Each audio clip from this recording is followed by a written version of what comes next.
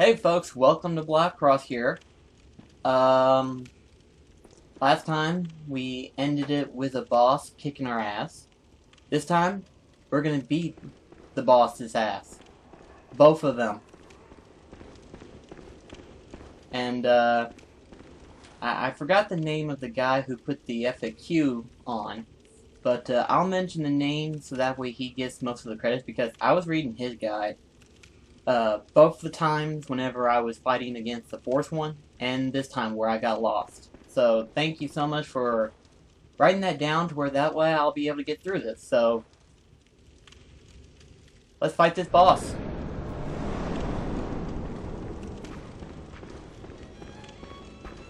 This boss fight, it's not bad, it's just... I mean, see? As you can tell, it's not that bad. It's just, you don't realize what's going on until you're actually... I guess if you weren't reading a guidebook, if you weren't reading one, you probably would have figured it out within like a third or fourth fight. But this fight ain't too awful bad. In fact, if I had to range the difficulty, I would probably give it like maybe even a 2 at most.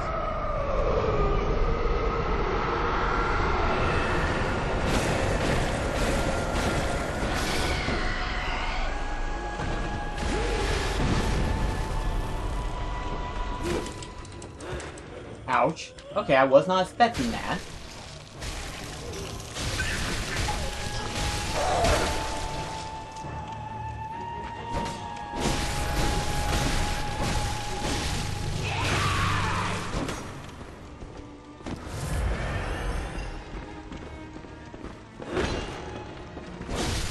Just gotta make certain she doesn't revive it.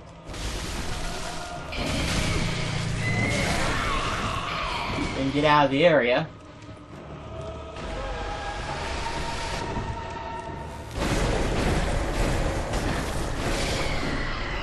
I mean, the fight ain't bad at all.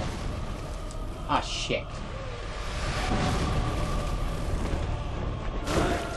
Ah, shit. Not again.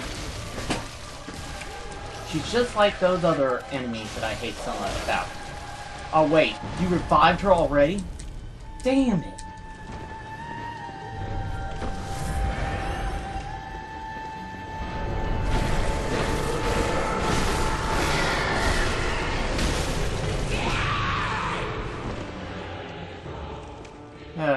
But yeah, that's what this fight consists of. It's nothing more than hide and seek.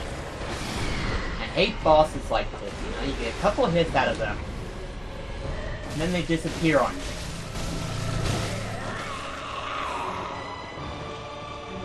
I have to try to get both of them relatively low.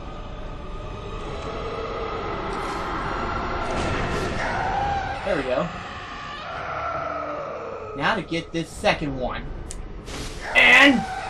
yeah!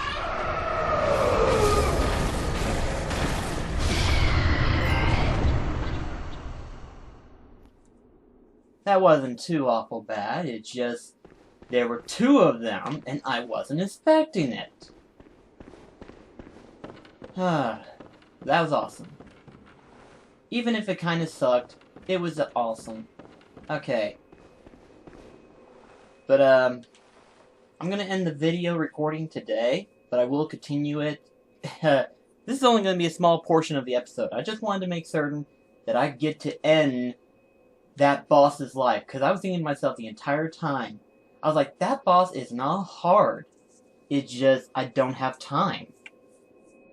So I went to sleep, and then I got back up and beat that one, so when I get time, I will continue the episode, so don't worry, this is only a small portion of the episode. So we'll kick it back on, okay? Hey guys, it's been a couple of days for me, so even though this is right now already started the episode, let's go ahead and do it right. Hey folks, welcome to BlackCross plays Bloodborne. So, I know we just had defeated the witch, but it's been a couple of days for me, and by the time you watch this episode, I will have changed a couple of video settings. So hopefully the picture will look better. Until then, though, we're gonna actually proceed forward to see what's beyond here. Because I have no idea what's here. But I am very interested to find out what's in here.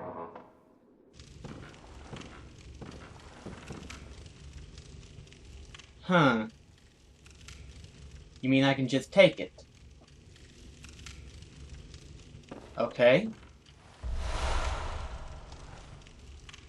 Rune worship tool. Is that an important item that I need?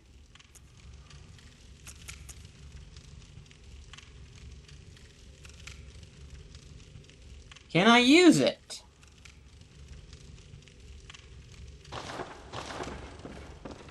One way to find out. Let's go on to the Hunter's Dream and see if we actually can use it. For I sincerely doubt we can.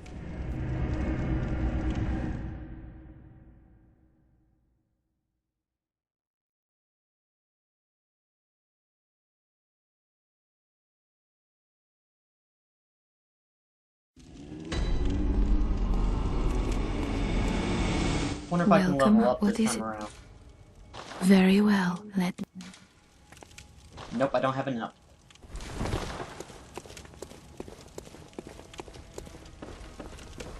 Well, the old man ain't there, so...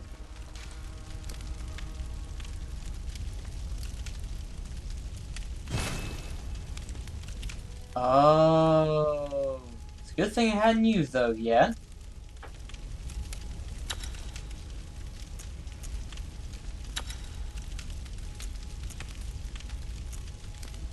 Huh, okay, that's how it works.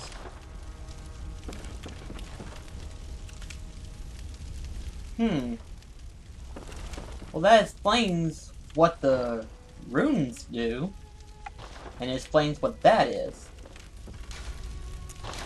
Huh. I'm glad, don't get me wrong, I'm glad that I can actually fortify my, myself finally, and I can actually attain more. Let's see. Forgot what it said. Acquire more blood echoes, and then maximize file held up to 1. So does that mean I can hold more?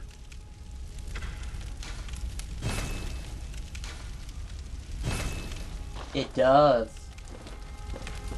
Okay. That's cool.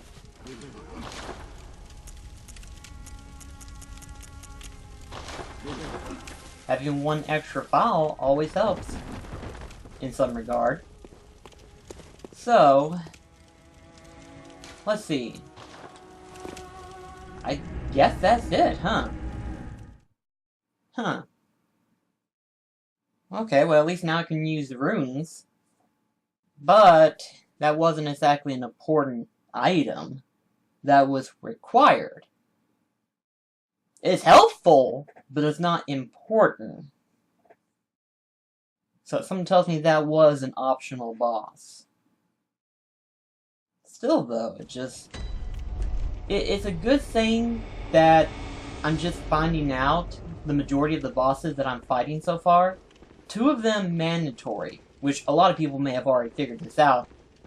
But 2 of them being mandatory, and one of them being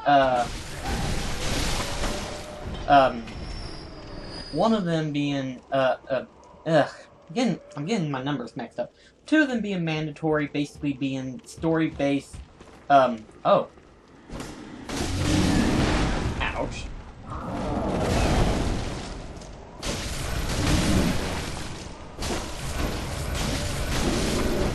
There.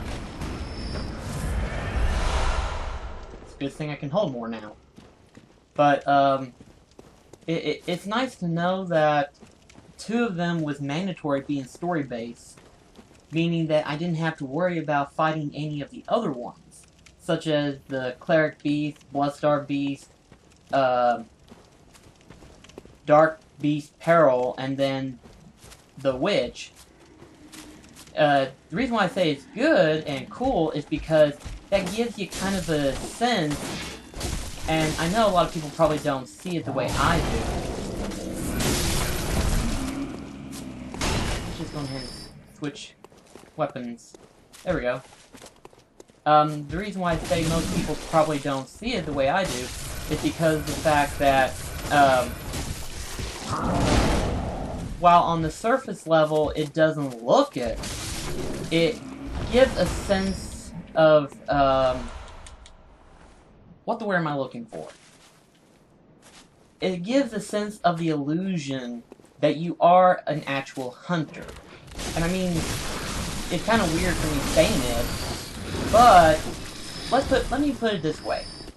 As a hunter, it's basically your job to hunt down these beasts. And the beasts that are optional are a sense that you actually found the beasts on your own. Being that you didn't have to fight them, but because you found them, you actually are becoming more and more of an actual hunter. And that's something that can't be simulated unless it was done right. But knowing that they are optional bosses gives me the sense that, oh, ouch. That actually hurt. You little bitch. There.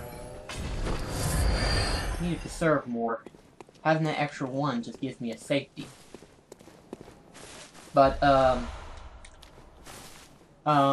it's just having the sense of knowing that you're actually a hunter. Wait. That's it? Found another rune, but is that it?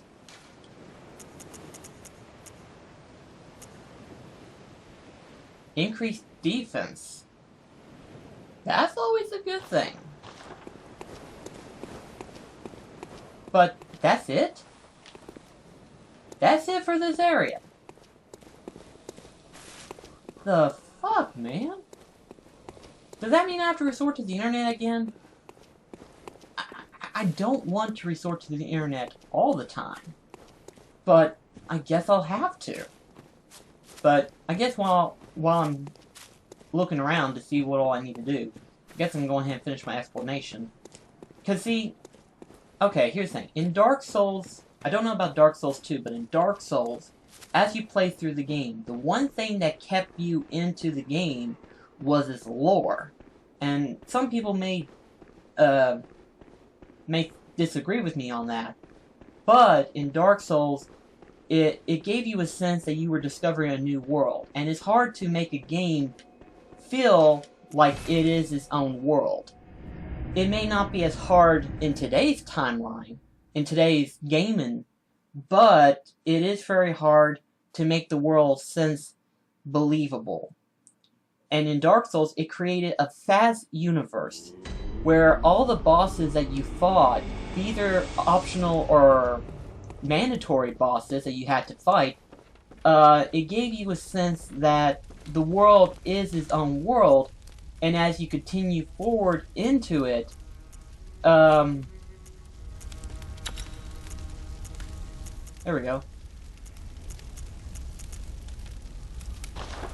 Anyway, where was I? Oh yeah. It gave you a sense that... Welcome.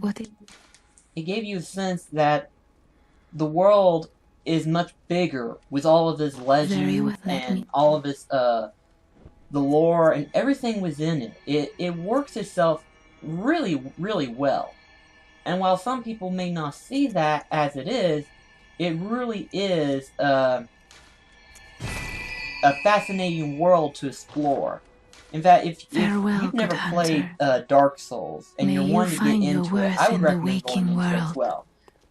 But because of its difficulty, I would recommend players to be careful and be cautious and look up as much information as they can. Because Dark Souls You can't go into Dark Souls blindly and thinking, oh, this game is hard, but it can't be that hard, right? It can be. It can be very stressful for new players to play, because Dark Souls deserves more players. And while most people may not think of it that way, it does deserve more players. It's just not many people can play those type of games due to the fact that it is a lot harder of a game. Actually, I have an idea of where we can go.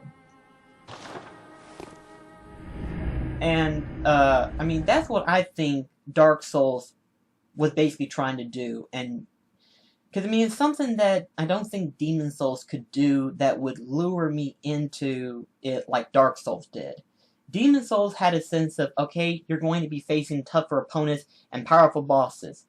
Do you want to take this pathway? And I was like, sure! I love challenging bosses! And I never even got to the first official boss. First official, mind you. The first one that you actually fought and actually died to, I don't think you could beat that one, even if you were very skilled at the game. But, it had a sense that Demon Souls, I don't think, could pull off. Whereas Dark Souls, it was able to pull that portion in it. Bloodborne has a number of ways to pull people into it. Graphically, it looks amazing. The whole Gothic architecture and everything within the game makes itself very, very noticeable. In fact, Cat Icarus mentioned it on his video. I always get hit by you at least once. Why do you do that? But, Cat Icarus mentioned it in his video that people that bought Bloodborne bought it because of it being an exclusive game for the PlayStation 4 lineup. And it makes sense, but due to the fact that not a lot of players can, it's hard for me to explain it and not have a clear mind of what I need to do, because I'm kind of getting bombarded here. There. Okay.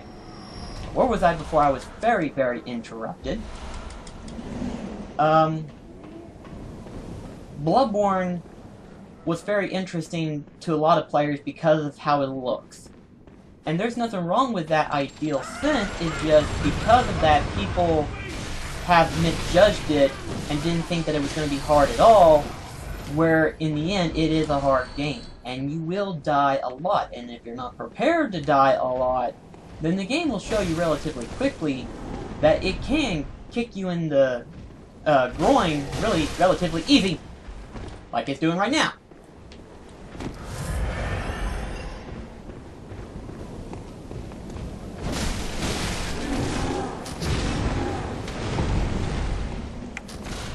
I mean, right now, yeah, I'm doing relatively good.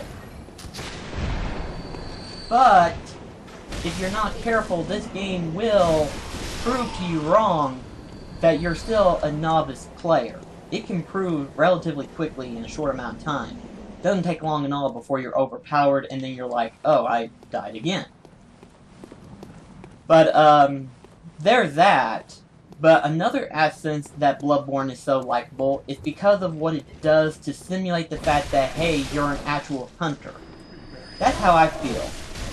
While the world may not be vast, and it may not be as huge as what Dark Souls tries to do, it does have its interesting assets. Like, okay, in Dark Souls, you were more like an archaeologist discovering a hidden world that was in their world. That's how it kind of felt like. This one, on the other hand, you're actually solving a mystery. Like, okay, obviously, you know that the entire town was infested with this virus, and for some reason it's causing them to go berserk, some of them dying from it, and some of them transforming into beasts. As a hunter, you may be hunting down these same beasts, but you're also figuring out what caused the virus to outbreak in the same process. That's what it feels like to me, is that you're a hunter, and as you go through this town, deeper and deeper into it, you're discovering more and more as to what's causing the virus. Now, whether I'm correct on that subject or not, I'm not sure. But let's find out what's behind this door. You are still fucking locked. We're at another dead end again. Okay. I really don't know what to do. I mean, seriously, I don't know what to do now. It just, I can't believe that the door is still locked. And I cannot believe that I am stuck again.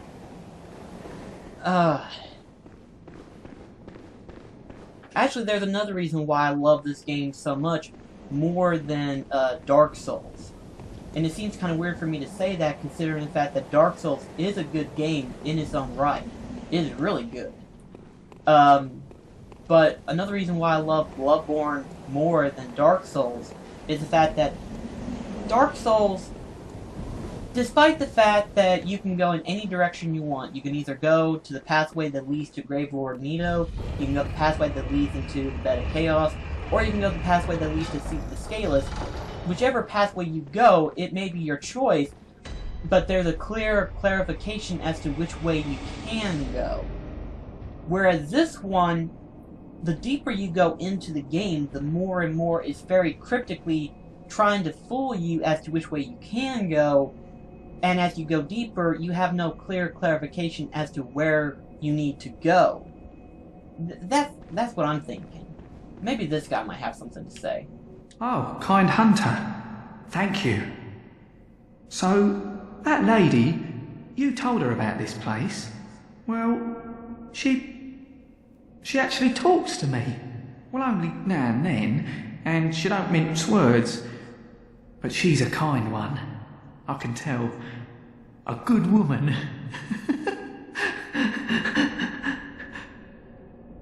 Yeah, you better not do anything stupid, okay? I mean, she may be a huss, but she's one of the few husses that is actually dependable, I suppose is the word.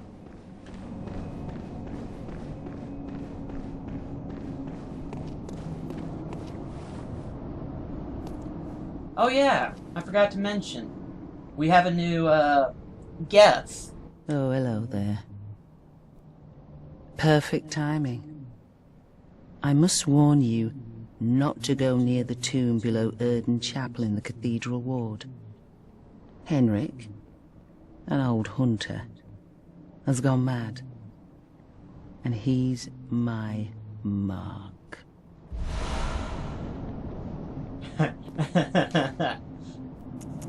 Well, I talked to, I don't know if it's he or she, but I talked to it earlier and he gave me Shake Off Cape Jester. Now we got a new one.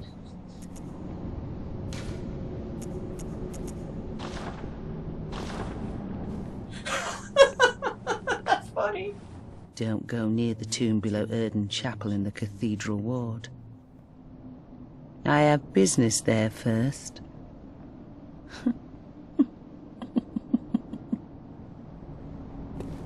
Is that a clue that tells me that we can? I don't know. But we're going to find out anyway.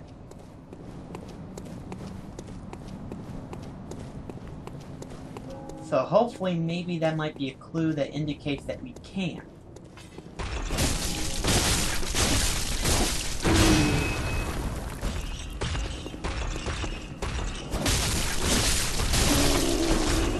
You're not too bad now.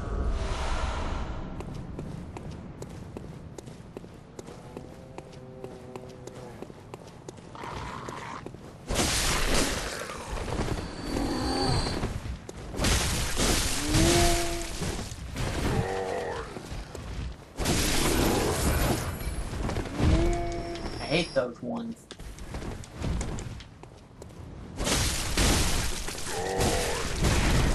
Ouch.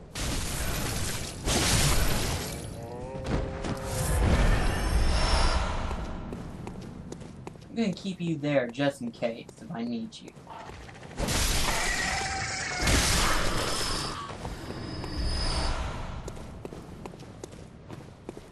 Reason why is because there's one right there and he has a chain ball.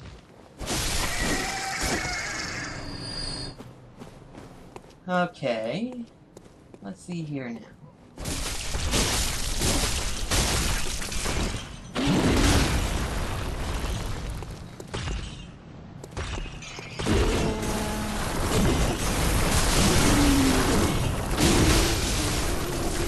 There we go. That wasn't too bad. Before he would give me trouble. Now it ain't too bad. Go ahead and get you before I proceed onward. I hope that is the clue that tells me I can go through this pathway. Because as I was grinding for blood echoes, I found this pathway, and as I went downward, I couldn't go because it was locked, just like before. Oh, it's foggy as shit. So maybe that's a clue that indicates that I can proceed forward. Please tell me that it is. It's not.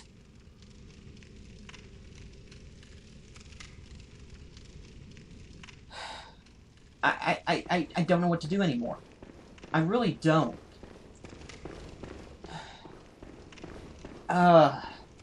This game is so cryptic. I love it, yet I hate it. Okay, guys. I really don't know what to do. Once again, I'm gonna have to resort to the internet. Which is good, don't get me wrong. It's good to know that the game can be,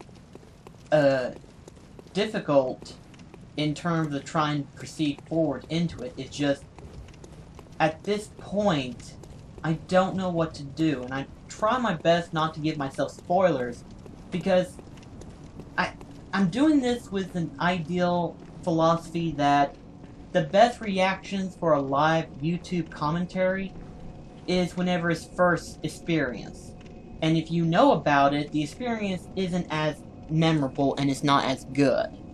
That's why I'm trying my best not to look up anything on the internet. But like I said, thankfully, this guide that I'm looking up, like I said, I'll put it, I'll either put it at the beginning of the video or at the end of this video. But the guy's FAQ, it doesn't give any spoilers whatsoever. It doesn't give any spoiler as to what the enemies are, what the bosses look like, or anything like that.